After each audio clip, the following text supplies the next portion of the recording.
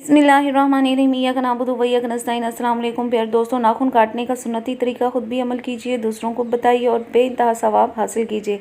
हाथ के नाखून दाएं हाथ की शहादत की नंबर 1 उंगली से काटना शुरू कीजिए और तस्वीर में दिए गए हिस्सों के मुताबिक तरतीब के साथ काटते हुए दाएं हाथ के अंगूठे पर अमल कीजिए। यानी आपने शहादत की उंगली से स्टार्ट करना है नाखून काटना और फिर वो छोटी उंगली से बायां लेफ़्ट हैंड। पाँव के नाखून काटने का तरीका।